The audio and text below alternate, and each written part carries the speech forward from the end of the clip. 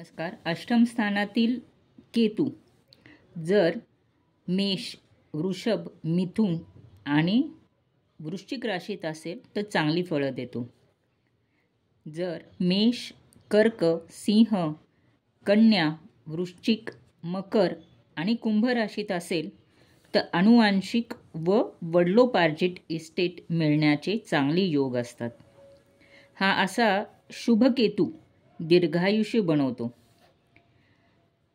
व गूढविद्या, मंत्रविद्या, ज्योतिषशास्त्र, आत्मविद्या, योगशास्त्र, ध्यानयोग, भक्तियोग अशा विषयांमध्ये खूप चांगली प्रगती देतो.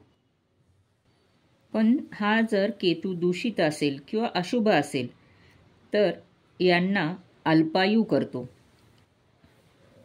अपघाताचे भय किंवा प्रवासामध्ये अपघात होणे असे योग येतात.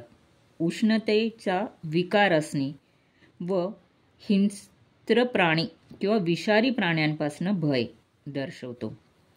काहीतरी दीर्घकालीन दुखणी देतो. अशा प्रकारे काही ना काही आयुष्यामध्ये चिंता सतत असते. अशा केतूचा उपाय म्हणून ह्या अशा लोकांनी प्रत्येक दिवशी किंवा दिवसातनं जेवढा जास्त वेळ होईल तेवढा जास्त वेळ ध्यानधारणा करावी.